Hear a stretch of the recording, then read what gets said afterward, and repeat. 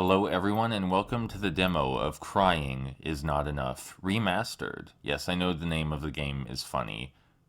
And the reason we're playing the demo is because I want to. I like the demo a lot for this game, actually. Like it a fair bit more than the game itself. The demo is, as is often the case, the demo moves some enemies around, moves some items around, changes the level design to make the game seem more appealing, so that way you'll want to purchase it.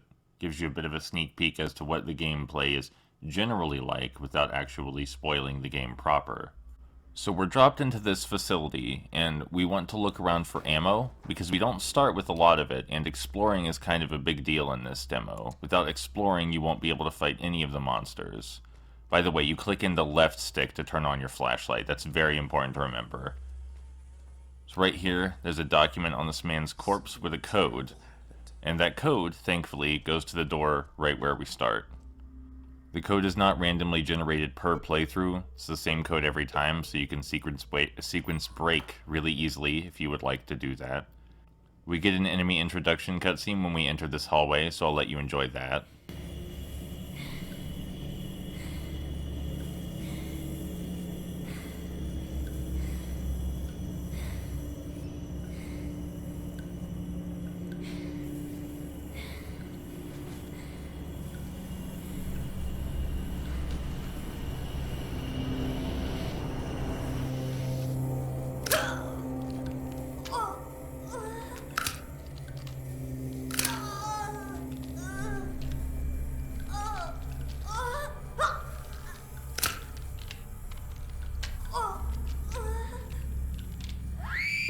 Immediately after that cutscene, we want to back up because we are about to be sandwiched between two ambushing enemies that come from either side of us. You wouldn't know that the first time you play, of course. So I guess that's a decent way to perhaps scare the player, is having enemies come from either side of them all of a sudden. One of which is the new enemy type we just met. But it can also be a bit frustrating because, of course, you wouldn't think that that was about to happen. Why would you? Also, the cutscene that introduces this enemy type, this mannequin doll girl bald enemy, is pretty nice in intention. I like the way she's lying on the ground, and it just looks like there's maybe an injured patient on the floor, and you're supposed to think maybe that's just an injured girl, but then it turns out to be an abomination. That paper we picked up has a code to another door, which we will explore shortly after. I do appreciate that the crates with items in them are easy to spot. They have a big red X over them. You just smash that X, and then items pop out. This room we're about to enter is referred to as the Dark Room, and it's where people got experimented on and stuff. I wasn't super interested in the story of Crying Is Not Enough, per se. I just like the gameplay and exploratory elements of the demo. The only thing in the Dark Room, as far as I can tell, is this vial of health juice, which can be combined with an empty syringe to give us a healing syringe. And upstairs, there is shotgun ammo. We're going to want a lot of shotgun ammo. And exploring is how we find it. I think the lighting and atmosphere in this prison complex, medical prison facility, is quite outstanding. Not gonna lie about that. Really sets a great mood. I don't think the enemies are particularly scary. The music's pretty nice though. The battle music reminds me of Illbleed a bit. The battle music from Illbleed sounds very similar. So I believe there's one more hallway that we can explore right now, and down that hallway there's some additional ammo for us. But after that, we need to leave this area. More shotgun ammo, a lot more shotgun ammo. And the reason we need to leave this area instead of exploring the rest of the doors is because we can't proceed down most of the doors or pathways. There's electric water blocking one pathway, and electric water blocking another pathway, and some of the doors are locked. So we need to deal with that first, and because I've played the demo before, I know how we deal with that. Doesn't make a lot of sense, but you'll figure it out just because there's only so many places you can go. Hello. These guys move fast and they're kind of hunched over, which makes it difficult to get headshots on them, but they take the fewest shots out of any enemy type. Them being weak and fast is probably a balancing mechanism. For example, the stronger enemies, which you'll see right here, these stronger guys with, I think that's a pickaxe, they move slow. They take way more shots to the head, but it's easier to get headshots on them. And they don't chase you as violently. So that's just pretty good enemy balancing, right? The faster guys are weaker, so that way it's not too frustrating to kill them. And the stronger guys are slower, so that way it's not too frustrating to kill them. But their gimmicks of being fast and having a lot of health, respectively, still make them challenging. We just picked up a fuse. We're going to use that for something I don't understand later. Look at this guy flopping out of this box. I thought that was adorable when I first saw it. And now his upper half's gone. Oh, I guess I should explain the HUD a little bit. That circle up in the top left, that's our health. The circle grays out when we get hurt. That radiation symbol is for a mechanic that's not in the demo. And that radio symbol is for our radio. We can use the radio to stun enemies if we don't have any bullets to fight them with. And yes, you can use the radio while running. There's more ammo in here, but there we go. I played the demo a few times, so I know where most of the ammo drops are. I'm not confident in saying I've gotten all of them. But this is like a 13-minute demo. I've got like 2 hours of gameplay in it, so I think it's pretty well practiced at this point. I know where the enemies hang out. The shotgun is ideal. You do have to get close to enemies to use it, but the enemies aren't as threatening as you might expect. That's not to say the enemies are poorly designed or anything. Like, you have to aim for their head if you want to, what's the word I'm looking for? Conserve. If you want to conserve your bullets, you got to aim for their head. They all behave differently. As was previously discussed, they're reasonably well balanced. Their speed and power matches well. And now it's time for the part of the video where I draw attention to criticism I found on the internet that I think is wrong. People talking about the demo will tell you that there's not enough ammo to fight all the enemies. First of all, if there wasn't enough ammo to fight all the enemies, that would be expected. This is a survival horror game. Sometimes you have to not fight the enemies and instead run away from them. That's how ammo conservation in survival horror games work. But there actually is enough ammo to fight all the enemies. You just have to explore the facility to find it all. And I did, so I can fight all of the enemies. This just in, people are sometimes bad at video games and have bad criticisms about video games. Is it fair to say that's bad criticism as opposed to objectively wrong criticism? Like, they're just wrong. There's totally enough ammunition to fight all of the enemies, especially if you go for headshots. Not that I'm going to win a fight about the quality of Crying is not enough, but I do think the demo is quite good, even if the progression of events doesn't make great sense. Anyway, after we turn this valve, some water will have drained in another room, so we can now proceed backward to said room, and turning that valve also spawns some enemies, which we can see up there.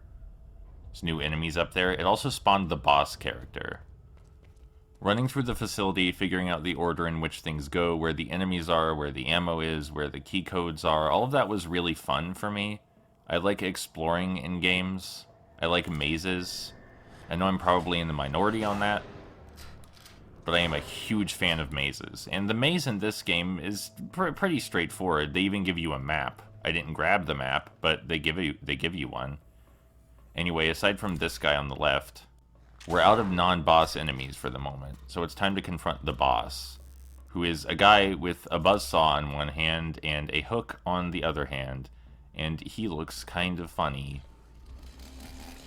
Getting headshots with the shotgun is the optimal way to deal with this man. He does not flinch when you shoot him in the head with a shotgun. That's what makes him the boss character, you see.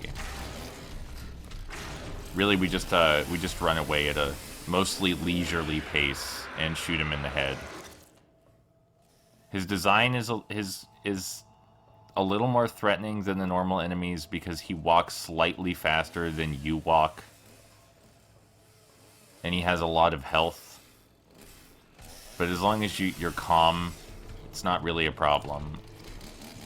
I'm trying to think of any criticisms I have toward the demo in particular. I mean, we're about to get to the things I have criticisms about that I would consider sufficient enough to mention.